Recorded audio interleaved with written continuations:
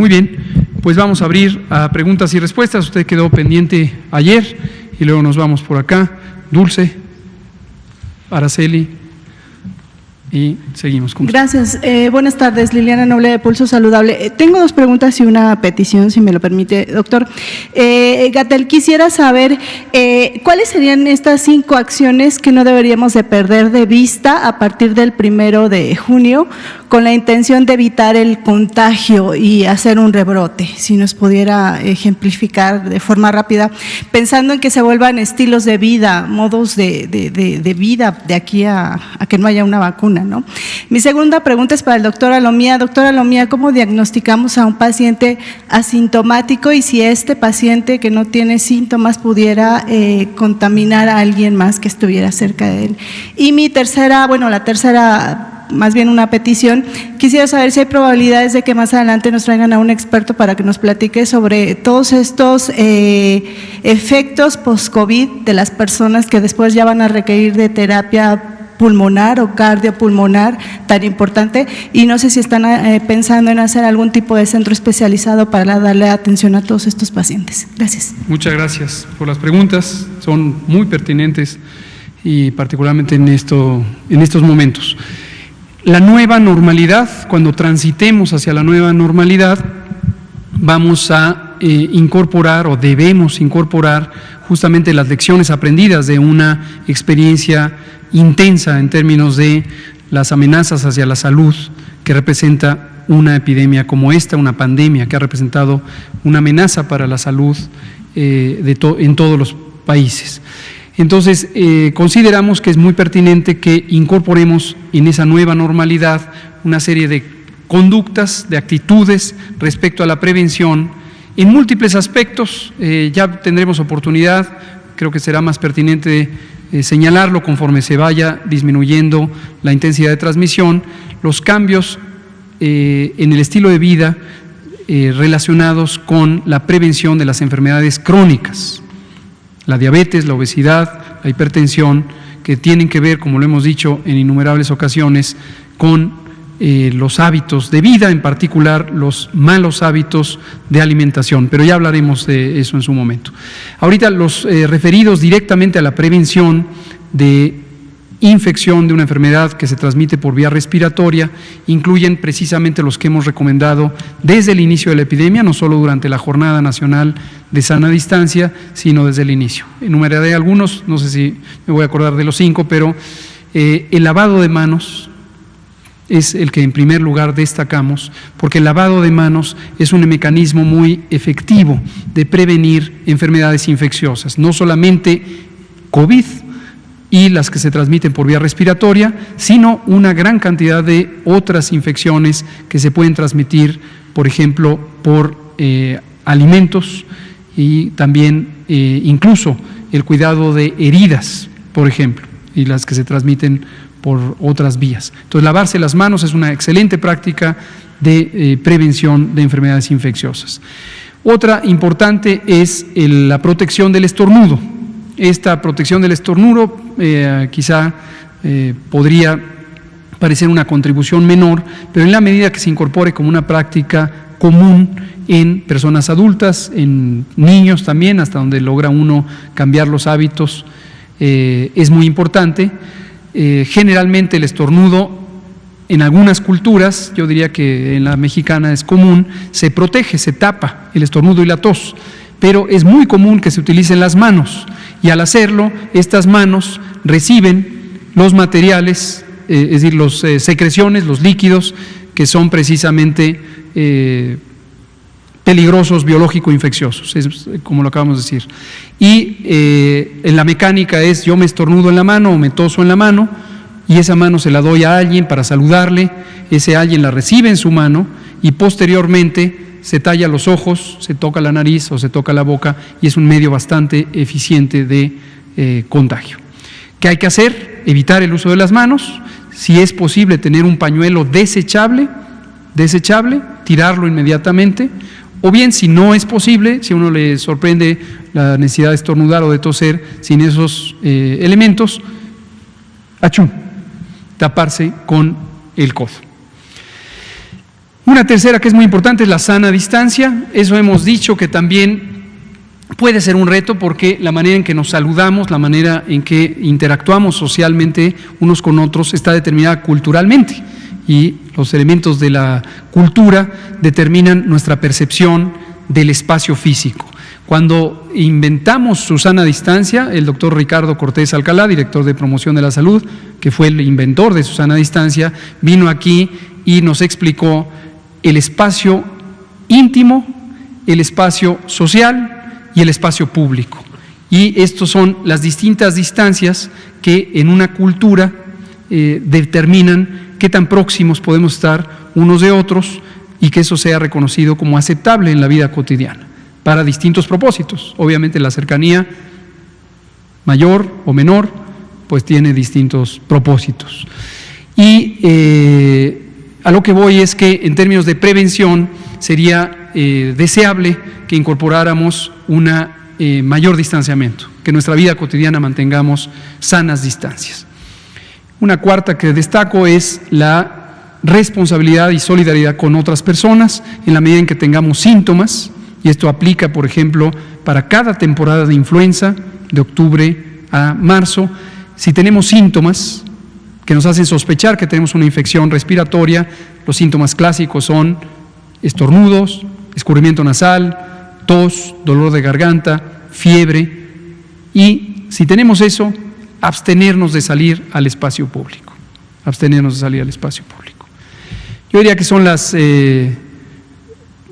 mayormente útiles y puede haber otras auxiliares. Voy a plantear el uso de cubrebocas como una medida auxiliar, como lo he dicho en innumerables ocasiones. Yo no soy enemigo de los cubrebocas, como se me ha querido ver, lo único que digo es una medida auxiliar, complementaria. Su efectividad en el uso ya real, en comunidad, no está totalmente demostrado como un mecanismo de gran utilidad, aunque es potencialmente útil. Sí, en relación a la otra pregunta, comentar que sí, efectivamente, poder diagnosticar a una persona sintomática es todo un reto. De hecho, podríamos decir que más bien el poder identificar la presencia de SARS-CoV-2, el nuevo virus en una persona, se considera más bien un hallazgo, porque precisamente si partimos del hecho de que la persona es asintomática y nos vamos al procedimiento de la atención médica y del diagnóstico, tanto clínico como por laboratorio, normalmente una persona demanda atención médica porque tiene algún signo o síntoma, la presencia de fiebre, la presencia de malestar, y si estos síntomas se incrementan o molestan a la persona, esto lo lleva precisamente a demandar. Entonces, una persona asintomática normalmente no va a tener esa necesidad de ir y demandar atención médica y por lo tanto iniciar un protocolo de estudio como tal. Por eso también comentábamos que muchas de las personas que han sido confirmadas a SARS-CoV-2 y que no han tenido síntomas han sido o vienen en su gran mayoría de aquellas personas que han demandado la prueba de manera personal y lo han hecho en un laboratorio privado. Nosotros sí hemos identificado algunas personas asintomáticas a las cuales hemos denominado igual portadores, es decir, tienen la presencia del virus, está colonizado el virus en sus vías respiratorias, pero no han desarrollado la enfermedad, están infectados, pero no enfermos. Y de esto sabemos, en base a la bibliografía mundial y lo que se ha evidenciado en muchos otros países, que hay una buena cantidad de estas personas que están presentes, especialmente durante esta pandemia. Pero ahora, si esto lo relacionamos con la segunda parte de la pregunta, que es precisamente, bueno, ¿y estas personas pueden contagiar? Realmente el riesgo de contagio de estas personas es menor, es escaso en comparación con las personas sintomáticas. Recordemos que estamos ante una enfermedad que se transmite a través de gotas que una persona enferma precisamente expide a través de toser o de estornudar, que son los principales síntomas. La tos y el estornudo, como se ha presentado también en conferencias anteriores, tiene la fuerza necesaria que emite o emana desde los pulmones para expulsar estas gotitas que tienen al interior los virus, pues a una distancia que excede el espacio íntimo de la persona, hablando y juntando con los espacios que acaba de mencionar el doctor López-Gatell. Entonces, digamos que para que una persona se pudiera contagiar de un portador, o de una persona asintomática, tendría que prácticamente entrar en ese espacio íntimo o ser un contacto más íntimo de la persona para que entonces la posibilidad de un contagio como tal se pudiera dar. Por eso es mucho menor la posibilidad de ese contagio en relación a las personas que sí están sintomáticas y que están tosiendo y estornudando las gotas con mayor distancia, ¿no? ¿Sería viable realizarnos la prueba los que tengamos el poder adquisitivo? Bueno, realmente la utilidad de realizar la prueba como tal precisamente tiene que ver con las acciones que uno va a llevar a cabo para el cuidado de la salud. Entonces, si yo me encuentro asintomático, si yo no tengo signos, síntomas de enfermedad, realmente no tendría por qué invertir o gastar una cantidad de dinero, como lo son las pruebas privadas, son pruebas bastante caras, si no estoy teniendo sintomatología y por lo tanto la acción a la que eso me va a llevar no va a representar ninguna opción. Además, el hecho de que yo me haga una prueba estando sintomático, si esta sale negativa, no me asegura que me voy a mantener en ese estado por los siguientes días o semanas, porque en cualquier momento me puedo contagiar. Entonces ya con eso realmente sería un gasto no necesario. Gracias. Araceli, Dulce, Bianca, Angélica. Nos quedan 10 minutos. Gracias. Preguntarle sobre las pruebas, la suma que habían comentado de las 3 las realizadas, los laboratorios estatales y las pruebas realizadas. Si yo sumo todas esas, me tiene que dar la cantidad de las pruebas que se han realizado, de qué fecha a qué fecha. La misma pregunta para las defunciones que mostraron las gráficas, de qué fecha a qué fecha. Estos 337 mexicanos con COVID, ¿qué fechas abarcan? ¿Abarcan desde que nosotros iniciamos, que sería el 28 de febrero, o desde qué fecha está anunciando el gobierno estadounidense que se registra este número de fechas? ¿Cuánto dura el virus en una persona asintomática? ¿Puede durar más que una persona que tiene síntomas? Y por último, doctor, recordarle que nos prometió una sesión que hablara sobre la inmunidad de rebaño. Entonces esto es como muy importante por este rumor que se ha estado generando de las fiestas para que la gente se contagie y todo esto. Siento que es un tema toral, ojalá pueda ser un espacio en su agenda para que nos explique ese tema. Gracias. Muchas gracias. Mañana mismo, para que no perder la ocasión de dejarlo claro sobre este tema de los audios y los rumores, pero mañana, que es sábado, dediquemos el tiempo a hablar de inmunidad de rebaño. Para la ciudadanía, quizás se han encontrado con un audio en donde se escucha una voz femenina, aparentemente de una persona joven, con cierto acento posiblemente de la Ciudad de México, que pareciera invitar a una fiesta en un predio en la zona occidental de la Ciudad de México, concretamente en la colonia Las Águilas, alcaldía de Álvaro Obregón, y está citando para el día 23 de mayo en la idea de que ahí ocurrirá una fiesta COVID cuyo propósito es buscar contagiarse, además de quizá el ánimo de diversión y el consumo de bebidas alcohólicas. Que quede muy claro, no tenemos, o yo no tengo documentación de dónde puede ser el origen de este audio, si es genuino o no, si realmente se está pretendiendo hacer esta fiesta o no, pero esto nos parece un despropósito. No es un mecanismo adecuado para conducir a inmunidad, tiene importantísimos riesgos, a pesar de que pudiera ser que solo personas jóvenes concurrieran a esta hipotética fiesta. Entonces, reprobamos completamente este tipo de llamados, si es que son verídicos, si es que son falsos. También reprobamos los ejercicios de deliberada desinformación, nos parecen sumamente irresponsables y peligrosos, y no pretende el gobierno mexicano en modo alguno, no tiene plan alguno, nos parece completamente absurdo pensar que deliberadamente uno puede provocar infecciones como un mecanismo de alcanzar la inmunidad. Eso es un recurso que no está contemplado, no creo que ningún país lo esté intentando de esa manera, definitivamente no el gobierno de México. Y mañana vamos a explicar el concepto de inmunidad de rebaño que se ha comentado aquí, pero para entrar en precisiones y que no se distorsione su interpretación en ese sentido. Rápidamente contesto las fechas. Estos, de acuerdo al informe que nos comparte la Secretaría de Relaciones Exteriores, es desde que empezó la epidemia en alguna parte del mundo, digamos desde el inicio del año hasta el 11 de mayo. Y las otras se las dejo al doctor Alameda. Sí, en relación, comentaba las fechas de los resultados por laboratorio. Sí, estas son variables porque recordemos que el INDRE estuvo realizando un proceso precisamente de valoración y en su momento emitiendo los reconocimientos a los laboratorios que podían llevar a cabo. Entonces estas fechas fueron incrementándose, más o menos este proceso inició ya hace un mes y medio, sin embargo fueron pocos primero los laboratorios y eso también tenía que ver con la disponibilidad de kits comerciales que los laboratorios pueden adquirir directamente en el mercado nacional o internacional.